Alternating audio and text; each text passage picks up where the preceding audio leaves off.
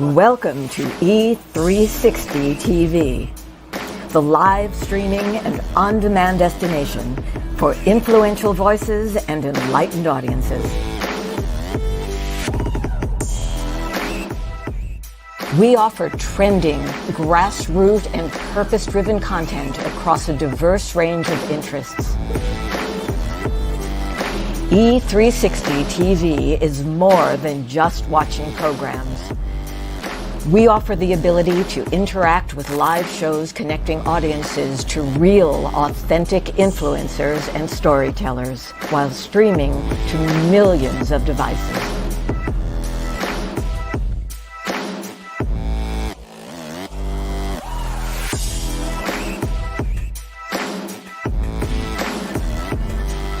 Real experiences.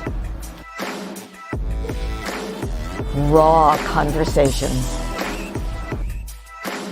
One destination for it all.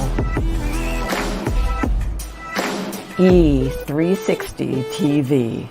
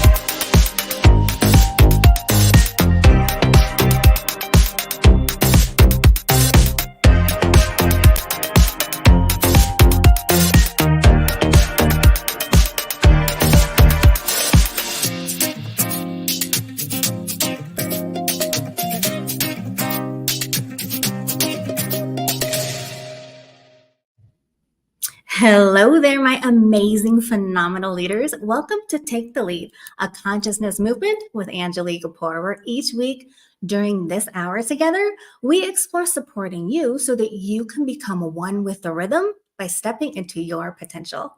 Now, as you may have guessed, I am your host, Angilie Kapoor, and now today I am super excited. Why, you're probably wondering? Well, because it's a beautiful day filled with all kinds of opportunities and possibilities. And today we have our first show guest with us here live, Mr. John Slocum, the real no limits guru, is here today with us. He'll be on in just a few minutes, so stay there. You don't want to miss his amazing story and his incredible expertise that he has to share with us.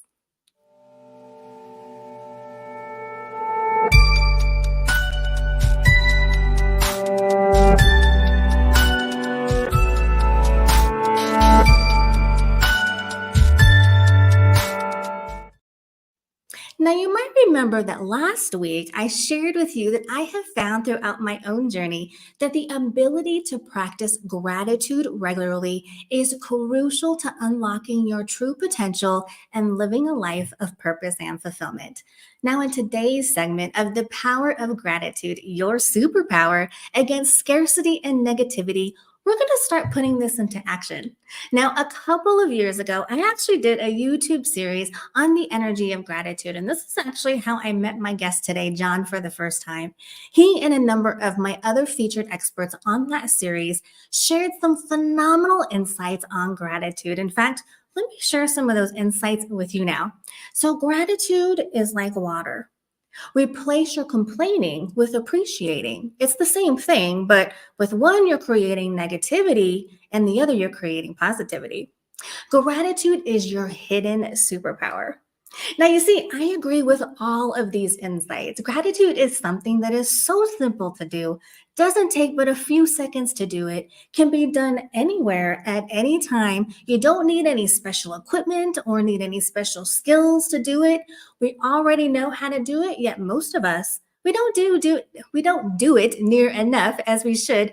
And practicing gratitude has a powerful effect on our mindset, our perspective, our energy, our emotions, and even our health.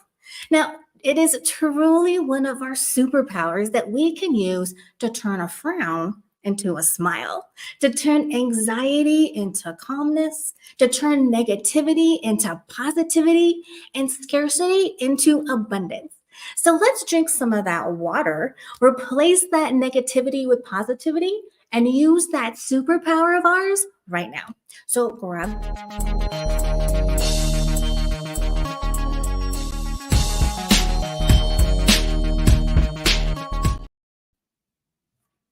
So grab a pen, a piece of paper. See, I've got my pen and paper here.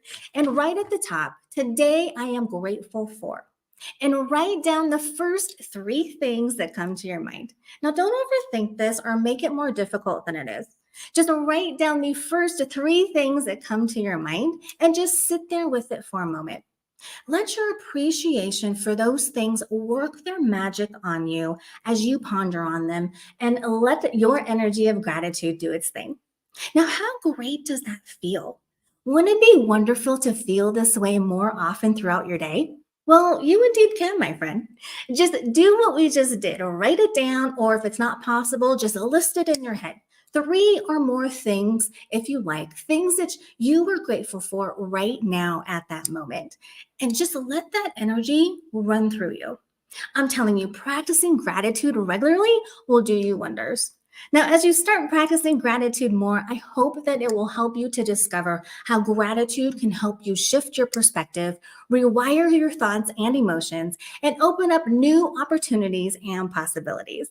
I hope that soon enough you'll learn to use gratitude regularly as one of your many superpowers to overcome obstacles, build resilience, and create a life of abundance and joy.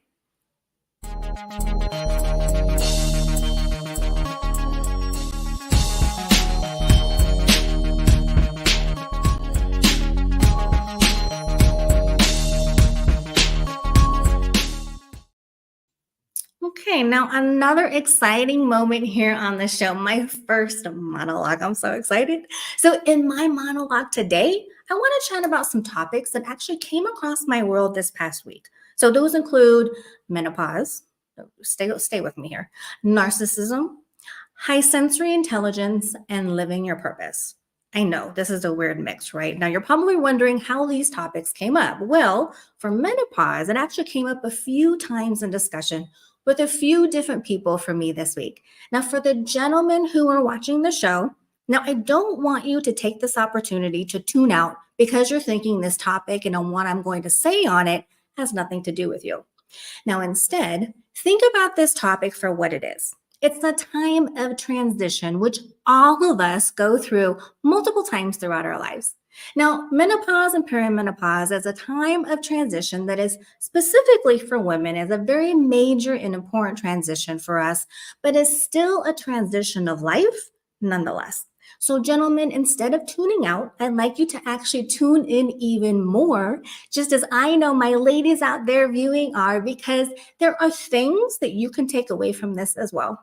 And as something to think about, instead of thinking of things in the context of, oh, this isn't for me, I encourage you to lean in, tune in, and take away from discussions what things you are meant to take away from them. You see, I don't believe in coincidences.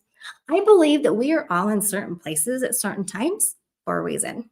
That you and I are here, right now for a reason. So lean in to find out what that reason is for you. So, just like my thoughts and approach to leadership, it's not just for leaders in the workplace or in their professional lives, it's applicable to all aspects of life, personal and professional, and even on and off the dance floor, right? Now, back to what I was saying about menopause. Now, as someone who's currently going through the transition, I can attest that for me in particular, it's been a rather difficult transition. The hot flashes, mood swings, weight gains, sleep disturbances are no joke, I'm telling you. However, in talking to different people on this subject the last week, I've really surprisingly come across different perspectives and insights on the topic. And in being exposed to this, I've been trying to shift my perspective on this time in my life. Now, something that I never really considered is that we need to be careful of what content we take in on topics, any topics, and what beliefs we form on those subjects because of the content we partake in. Now, I know for myself personally, I've been hearing negative things about going through this time in my life as a woman.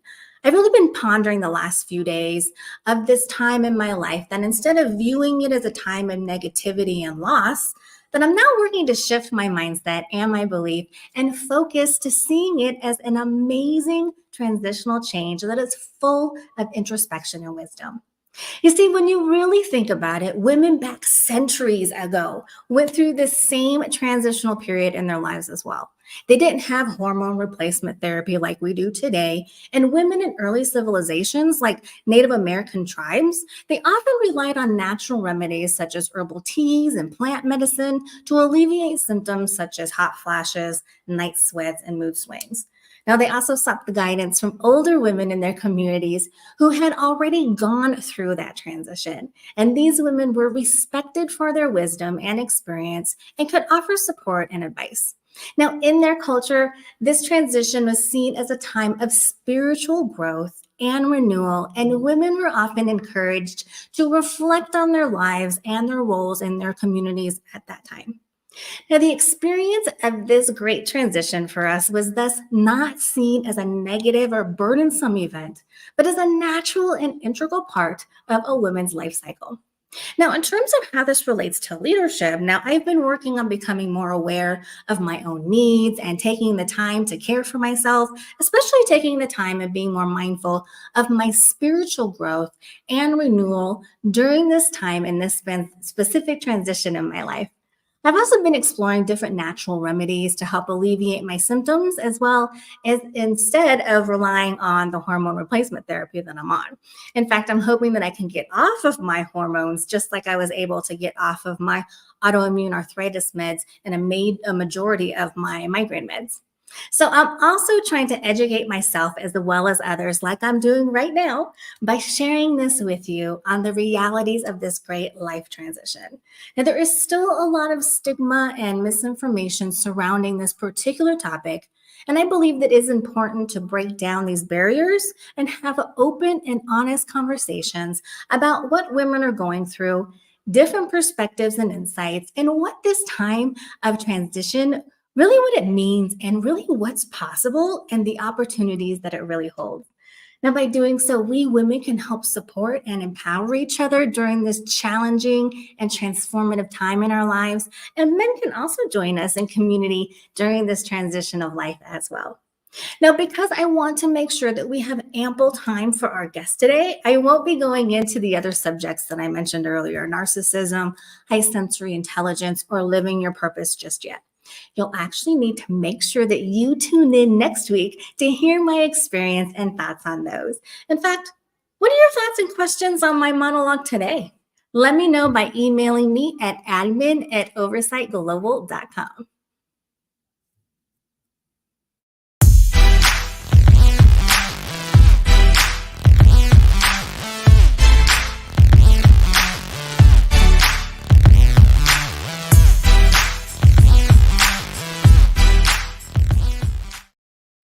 Okay, my phenomenal leaders, I am thrilled to introduce our guest speaker, John Slocum, who will be sharing his incredible journey of emotional healing with us today. Now, John is a true embodiment of strength, perseverance, and determination, having battled through some of life's most daunting challenges with unwavering courage and conviction. Now, despite being a survivor of severe trauma that threatened to destroy his spirit, John refused to let the darkness consume him.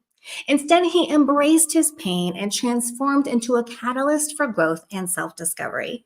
His unyielding spirit and unshakable resilience have seen him through the toughest of times, including a devastating stroke that left him battling multiple medical issues. But John refused to be defined by his circumstances. Instead, he embarked on a journey of healing and self discovery that would ultimately lead him to become a true thriver and who he has known as today the real no limits guru. Today, John stands tall as a beacon of hope and inspiration for all of us who seek to overcome adversity and reclaim our lives. Now, without further ado, please join me in welcoming Mr. John Slocum. Hi, John. Welcome to the show. Thank you for having me. That's quite an introduction. Thanks. I was actually looking behind to see who you were talking about. But no, thank you very much. It's a pleasure to be here and looking forward to us having a great discussion. Yeah, definitely. And like I shared with the audience a little bit earlier, we do have a bit of a history. We've done this a couple of times before. So, I personally know that you have some amazing things to share with us. So I'm excited to get started. So to get started, can you just kind of tell us, how your journey kind of started for you? I know that you've shared with me that, it started when you suffered from your stroke, and it really, pretty much took your life away from you, and you really had to struggle back through that. So can you share that with us about that? Yes, and it did. I tell everyone the stroke probably was the best thing that ever happened to me. And for some, that may seem strange, but what happened is the medical community had really given me drug after drug after drug after the stroke.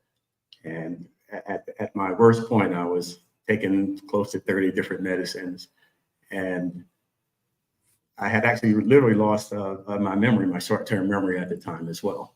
So, but what it also did for me, it gave me time to reflect on what was going on in my life. And as you know, I had some serious trauma before that.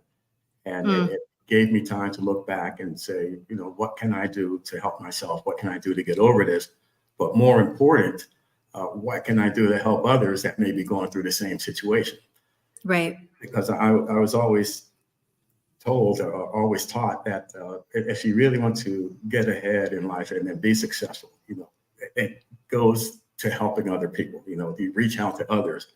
So it really was never about myself. It was, how can I help others? Right. But about 5 years into the journey after the stroke, I was still the same. I hadn't made any progress, and it just got me to doing that deep dive. What can I do to help myself? Right. Because at that point, it was apparent that no one was coming to save me. So it was all on me. So it was a time of deep reflection, and I became a researcher, a natural researcher. That was, I think that's what I was known for, for really understanding and sharing information that I had. And basically, what really turned everything around was going back to my childhood. Okay. And the stable environment that children should have, and the loving environment that we need to have to thrive, it wasn't there.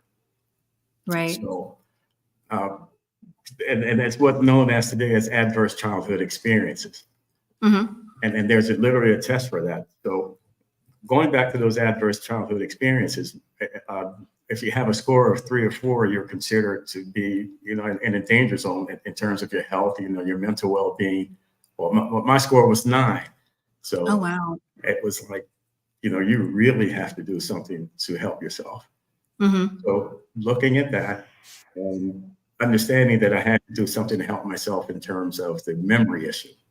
Right. I agree with what you said. Things just don't happen for no reason. They happen for a purpose. The first books that I came across was from a neuroscientist named Jill Bolt Taylor. And she had a stroke, and she literally documented what happened to her up until the time the ambulance came to pick her up.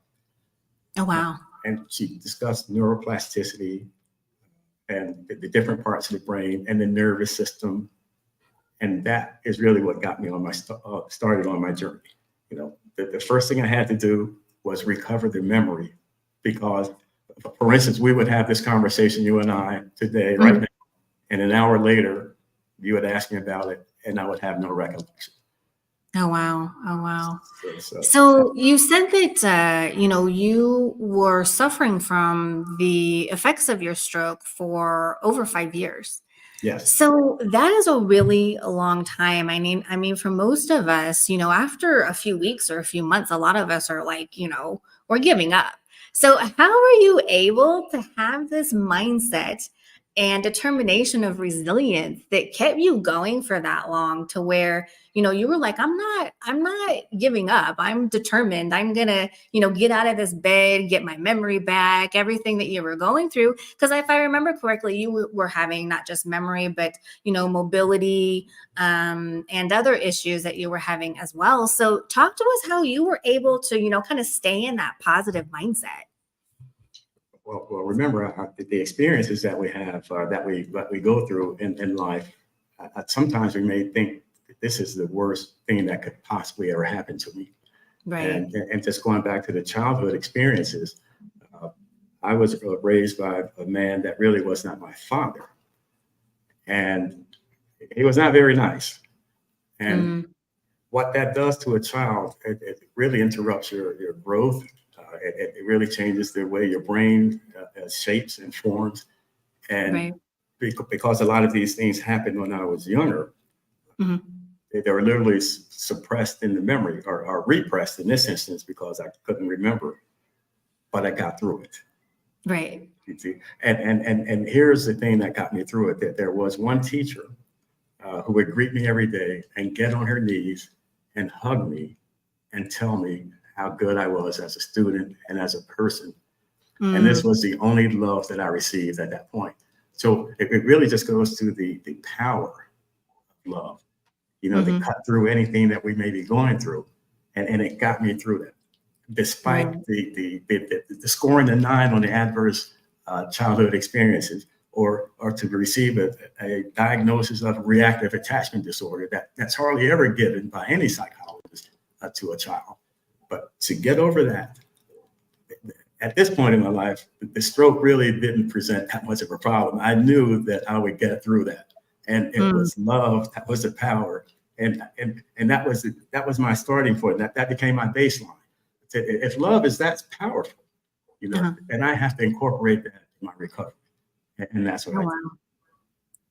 Yeah, no, that's amazing that you were able to really kind of focus on more of the positive things, those, childhood memories that were good for you, as opposed to some of the negative things that, especially, when a lot of us fall to a medical condition or an ailment, we're kind of laying there thinking of the worst things, like, oh, how could this happen to me? I'm not able to do this or that. But you really kind of flipped the script on it and said, well, you know what, this is the positive things that are happening right now, despite this negative situation that I'm in. So I think that's amazing.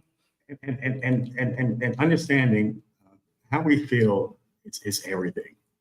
Right. It's really our consciousness. However you want to define it, it determines everything in our life, how we feel. So I wanted to understand what makes us feel feelings. And that led me to the nervous system. And when you have a dysregulated nervous system as a child, if you're not getting that love, Right. you really go into survival mode. Because I was really afraid of this man. So what you do, your nervous system is built to protect us. I mean, we've all heard of fight or flight, Yes. or flee. We've all heard about that, or we call it survival mode. So I lived in survival mode for years. And what that does, it keeps you in an elevated state of readiness to defend yourself. Or you can think about it as an alarm going off every day, or going to school and someone pulling the alarm, and going to school again and someone pulling the alarm. So the alarm was pulled every day. But what happens, that becomes your baseline. Right. Even after I got out of that situation, the alarm was still being pulled, because at this point we're talking neuroplasticity. Right. I'm in this high beta state. And even after I got out of this situation and did very well in life because I was determined to prove everything that this man taught me or that said to me, I wanted to prove him wrong, and I did. But this was still going on in the background. If you're in a high beta state and that alarm is going off, your brain is oscillating like 30 beats a second. I mean, this is a real number. The average person, when you're in a good state of being, it's between 8 and 12, or maybe 15 in what we call the low beta state when we're working, getting things done.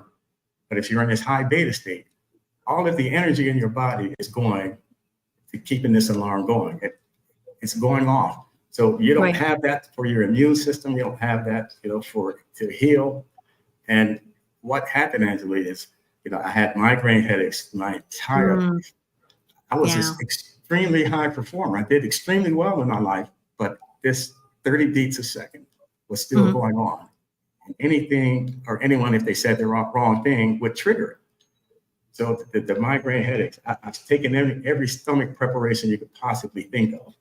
I used to keep an injection needle to take the shots for the migraine headaches and the tightness in the body. I could never, ever touch my toes my entire life. Oh, wow. So learning about why I felt like this and what really made us feel that way, it led me to the nervous system and how to control it. And it's beautiful, the amount of your introduction that you have talking about gratitude, because this is one of the things that we can do naturally that literally brings that brainwave state down. And then if we practice it over and over again, the gratitude, but I combine it with love, radical compassion, because most of the time when we're in situations like this, we'll blame ourselves and not the situation. Right. So I was in a bad situation, but my entire life, it was as if I blamed myself for being there or for causing some of the things that happened.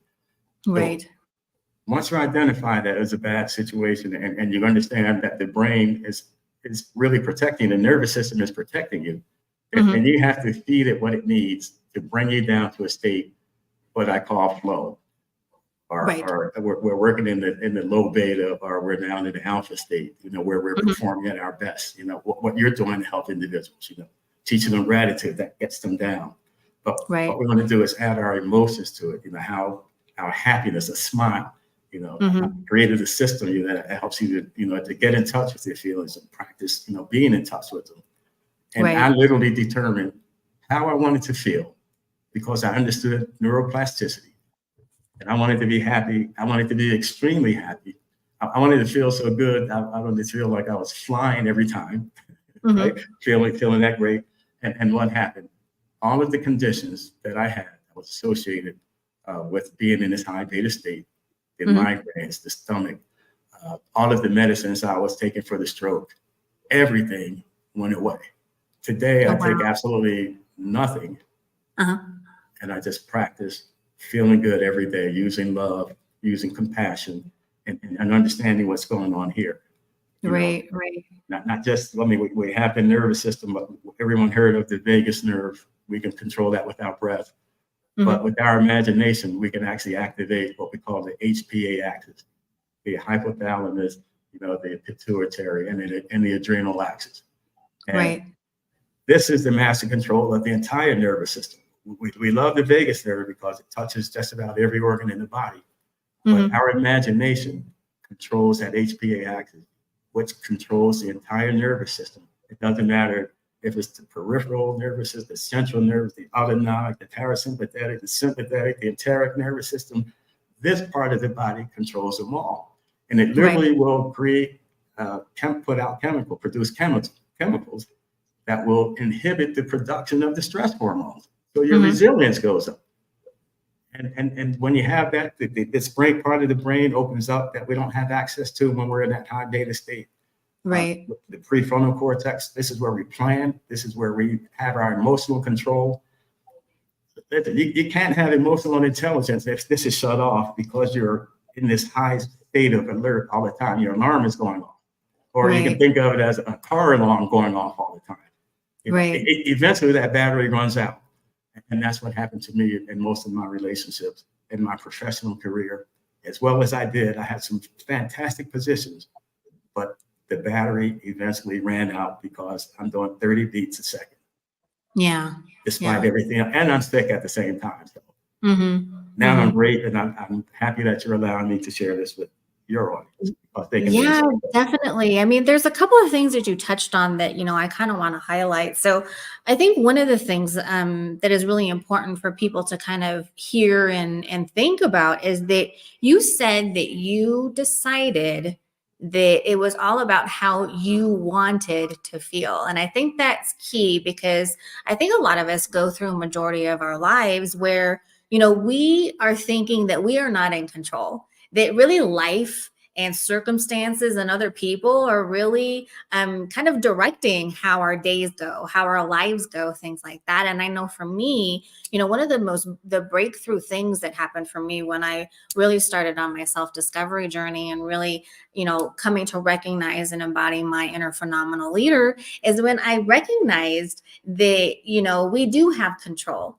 We do have the, willingness to choose and decide things like how we're going to be today, how we're going to feel today, in our state of being, really, that it's not up to circumstance or what the world or people throw at us. It's we make that decision no matter what the world throws at us. If we decide that we're going to be happy today, then that's the decision that we make, and then we have to stick with that. So that's one of the things that, really stood out. And I think that is important for people to recognize is that, you don't have to let life happen to you. You can determine how you want to live your life. You have that choice. Absolutely, and you practice it. That this is the key. Uh, Neuroplasticity. This is like magic for us. And Mm-hmm. I'm going to tell you something else. The things that we're able to see with our eyes, represents less than 1% of the energy that's available to us Exactly. as humans. I like using this example of one human cell. One human cell has over 30 trillion atoms on it. Mm-hmm. Just one cell. We have between 30 and 100 trillion cells in our body. Right. But I just want to just throw the number out and just say a trillion cells. If you count it from 1 to 1 trillion, it would take you over 32,000 years. So Right. on one of these cells in our body, we have over 30 trillion atoms. And we're not even talking about the molecules or other parts of the body, other things that we have going on. So these cells represent energy. Right. And they have memory, they reproduce, they live, they die, they work for us. So if we're practicing feeling good, using that plasticity, and we understand the power of the cells, now we're going to the treasure inside. We've Right. always been taught that our treasure is inside. Remember, if we're looking outside, that's less than 1% of the energy that's available to us. Mm-hmm. So the spiritual side of us, this is where the real energy lies. And guess what? When you surrender to love, if you use love as your baseline, it brings everything into harmony, into balance, Right. or it regulates the entire system. Mm-hmm. So if you're practicing the feelings that you want, you incorporate love, you understand the energy that you have inside, it's a cinch. You can, the things that you may have that's associated with stress, with anxiety, or the things that may have been going on in your life, they're just going to go away. Right. I mean, you may need emergency care, but your health care will be in your hands. And at that point, you're becoming a creator rather than a reactor. And Exactly. it's no coincidence that they have the same letters. We can be creative or reactive. Again, the same letters. And you hear the active part in creative, right? Yes. Yes. If you create, you're active. So, or if you're just reacting, or if you're a reactor, the word actor is in reactor. You're not creating, you're an actor in someone else's play because you haven't taken the time to decide how you want to feel and understand that energy that we have inside. And it doesn't matter what they're throwing at us at this 1% that we can see, we have all of this other energy available to us. And then we don't need anything. We'll get the memory back. We get the vitality back, and we get the smile back. Exactly. And that's what it's all about. Exactly, exactly. Yeah, I love that. I mean, I know my own journey. I mentioned earlier, I've been able, because I suffered from chronic migraines my entire life. And I also was diagnosed with autoimmune arthritis back in, I think it was 2011. But, since being on my self discovery journey and really, living a life where I'm choosing, how I want my life to go, and how I want to experience my life, I've been able to get off all of my arthritis medications. In fact, my rheumatologist last year declared that my arthritis is actually in remission. So, Great. hallelujah and praise the Lord for Yes. that. And then also, I've been able to get off of most of my migraine medications too. And I only, experience very few migraines compared to suffering for a majority of the month like I was before. So yeah, I mean, I definitely agree with you that it's really about the choices that you make and the state of energy that you're in Yes. terms of, really leaning into love and that empowerment that you actually have within yourself that a lot of people just don't recognize is there. I say it all the time that we actually possess everything that we need to be successful in anything that we absolutely want to do in life. It's just we got to recognize it and we got to tap into it. Yes, yes, because the entire system is built upon, searching for happiness. If I get the Exactly. education, if I get the job, or if I get the relationship, then I can be happy. And we miss the entire point because we had that the entire time. Exactly. And searching for those things will give us these illnesses because our immune system cannot work because we're in a state that doesn't ever shut off, regardless of Exactly. what we're doing. It's going on in the background. So, You're and basically there are in several levels to survival mode. what we talked about, and I'll be happy to share that with you because we can go even deeper. We're talking about the cellular level. We have the molecular level, the atomic level, and all Mhm. the different brain waves that we have, whether it's theta, delta, beta, gamma. All of those things have an impact on us. And when we Right. do our meditation, we understand why we're doing it. And we Right. understand that we want to bring the brain waves down. So Mhm. at this point, it's intentional. Exactly. And then we can track our progress, with using the heart rate variability. That gives us a good snapshot of how our nervous system is doing, the health of our nervous system. As I mentioned, the ACE test, or there are EEGs that can give us a real snapshot of our brain waves as well to tell us what is our predominant state in terms of our brain waves, because Mhm. that's 100%. I mean that doesn't miss. Mhm. And it's unfortunate that we don't use that as a diagnostic tool more often Right. to see if someone is really stuck because of adverse childhood experiences. Because those first 7 years of life, we accept everything. Right. It's, Exactly. I mean, we don't question it, and the memory's not formed. We can't determine if it's good or bad. So 90% of the thoughts or more that we have are not ours. The behavioral patterns that we have are not ours. It was Mhm. something that we inherited. Right. So if you're ready to take over and create, you determine how you want to feel by understanding the nervous system. You rewire it using neuroplasticity. You Mhm. understand the power of love to wipe away anything that the outside has given us. As I said, if you understand love and the power that it has, it's a cinch. You only Mhm. have to practice it and get out of the fear mode. I, I talked to several of my friends. I love people that have a spiritual side to them, but Right. I say I'm afraid of people that live in fear, or whether they're God fearing or fear anything else. I want them to Mhm. become God loving people, right? Yes. Because just that little adjustment right there, that there's never anything to fear. And with love, no one has to explain that to you. We understand that. And love brings us together. Fear will always keep us on guard to see what may happen. So that's the Exactly. real power. Look, you can't mess with Exactly. love. I'm in love with Exactly. love. I am love. I do that, right? Yeah, that's amazing. That's amazing. Yeah, I mean, I love how I wrote two books on mindset. They're actually back there. And part of my research and doing that, the research for writing those books was like you mentioned that our mindset is actually solidified by the age of 7 years old. And actually, I was talking to somebody a couple of weeks ago where we were talking about how as adults, we're kind of walking through life functioning with a childhood mentality. But like you're saying, because we were talking about triggers as well. And really, if you really think about it, if you really go back to the root cause of the triggers, the different triggers that people have, it is, like you're saying, rooted in our childhood.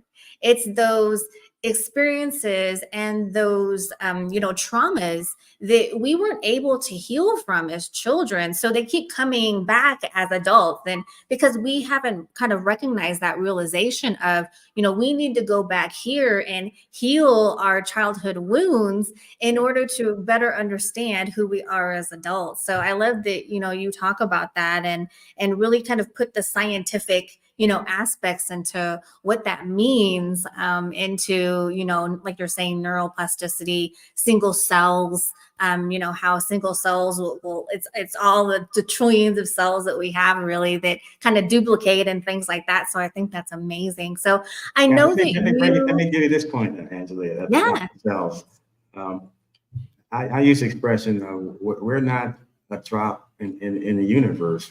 Mm-hmm. We're the universe in a drop. And what does that mean?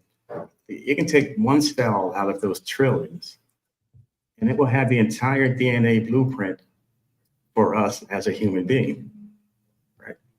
Right. In one cell, it has everything. They're so intelligent. They know when to make eyes, when to grow hair or skin, mm-hmm. but it has the entire DNA blueprint in it, on it. And it's like a hologram. If you take a hologram and break it into a million pieces, you just pick up one piece and you can see the entire hologram from that one fragment of a piece. Oh, so, wow. Connecting with ourselves, you can see the wholeness there. Mm-hmm. You can see that we're all connected. So right. we're not just a drop in the ocean, we're the ocean in a drop. Mm. And once we see it that way, we see the energy and the power that we have. Even the childhood experiences will disappear. It's called synaptic pruning once we decide how we want to feel. I mean, the plasticity will actually go in and work for us and say, we don't need this anymore. Mm-hmm. It's not like we're going to forget about them, but they will be neutralized. They just won't have the power over us. And in my case, as successful as I was still proving to a man that had already died that I'm going to be a good person. Uh-huh. But I was still in that mode, successful and sick at the same time. Mm-hmm. Yeah, exactly. No, I love that. I love that. We are the universe in a drop, or we are the ocean. Yeah, no, I love that. I love that. So I know that people who are watching this are going to want to, learn more about kind of the research that you've done and the things that you have discovered that, have obviously helped you, and then how it can also help them as well. So you have 2 books. I know about those already, but I know that you also have a third one that you're working on. So can you share with us information on your books and where people can find them? Well, the first 2 books was the Science of Feeling Good. I have a copy of that with me here. That Science of Feeling Good. The other second book was a revised version that I did on this, and they're both available on Amazon. The next book, it's called Emotional Healing: Reclaiming Your Identity. Because remember, from childhood, we're still behaving and reacting to the things that we've learned, and especially if we were traumatized. Right. Or if we were in a toxic situation, the body is still responding to that. Mm-hmm. And I say it's like us having a wound getting cut. If we don't put any dressing on it, if we don't address it, it will get infected. And a lot of us are infected from the wounds that we had in our childhood. So we have to go back and clean that up. So reclaiming our identity helps us to do that when we reclaim our power and become the creators that we were meant to be. So that would be out hopefully in the beginning of June, end of May. Okay. And we'll make some special offers, concessions to those that want to. I think you're doing a great thing. And it's, as I said, it's a pleasure to be here. Oh, yeah. Thank you so much. Yeah, absolutely. Keep us updated and let us know when that book is coming out, and we'll be sure to promote it on the show and let our viewers know so they can go grab their copy. Maybe they'll be lucky enough to get a signed copy from the real No Limits guru himself. That's right. That's right. It'll give you step-by-step instructions on all different levels on what you can do to really, take the wheel, drive yourself, become the Exactly. person that you really want to be, and your performance, your recovery, anything that you're involved in that you want to improve on, you'll do it. But the primary ingredient is love. And then I say radical compassion and gratitude. We practice those feelings, to get that baseline established. But love is king. Love will do it Exactly. all. Exactly. But like I'm always, telling my people, the first decision you have to make is you got to make that conscious decision that you Yes. want to change, that you're going to make some change, some positive change in your life. So, John, thank you so much for sharing all of these insights and your wisdom with us. And we will bring you back at the end to say goodbye to everybody. But thank you so much. Thank you so much. All right, everybody. So let's go into our next segment.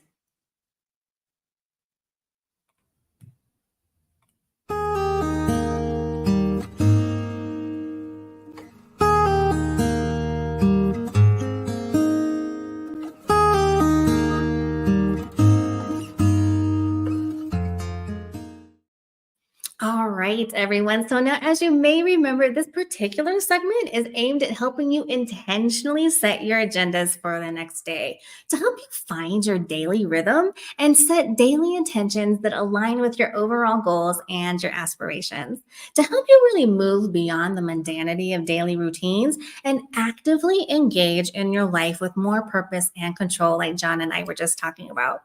So, here is how we are going to start doing that today. So, the first thing that I want you to do is reflect on your goals. So, take some time to reflect on your long term as well as your short term goals. Think about what you want to achieve in different areas of your life, such as your career or your business, your health is a huge one, like we've been talking about, your different relationships, as well as your personal growth. Now, this particular exercise will help you gain clarity on your priorities and align your day to day activities with your overarching desires. So, take this week to work on this exercise and make sure that you come back prepared with that next week, as we'll be taking this exercise even deeper over the next few weeks by learning to do things like prioritizing our tasks, scheduling our days accordingly, learning to be adaptable and flexible, as well as celebrating our successes, no matter how big or small.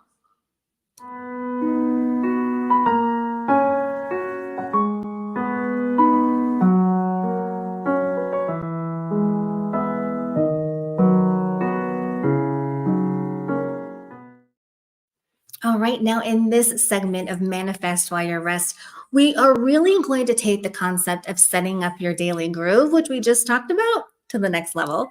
Now, you might remember my personal experience or example that I shared with you last week of how my mind is able to kind of problem solve and find solutions for the puzzle game that I play every night before bed. It does that while I'm sleeping, which is pretty cool.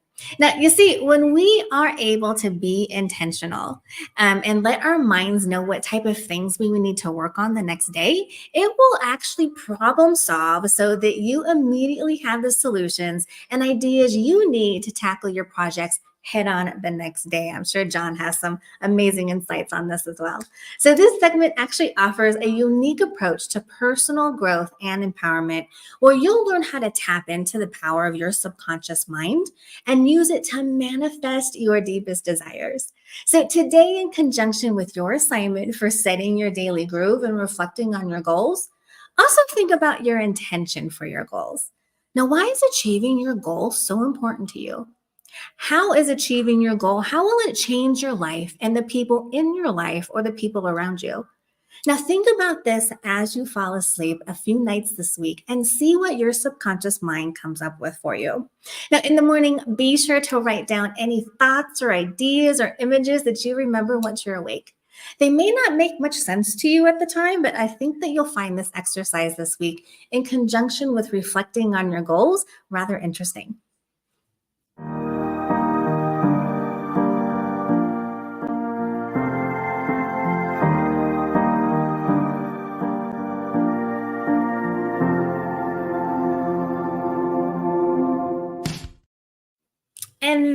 have it, my amazing, phenomenal leaders. Now, as this episode of Take the Lead, a consciousness movement with Angilie Kapoor comes to a close, I want to thank John Slocum again, the real no limits guru, for joining us today and for sharing his amazing story and message of emotional healing. And I also want to thank you, you phenomenal soul, for being here with us today as well. Now, you might not know it, but you have loved on yourself today, like John and I were talking about, and you have progressed in your self-discovery journey by spending this time with us and opening up to receive all that you have received today.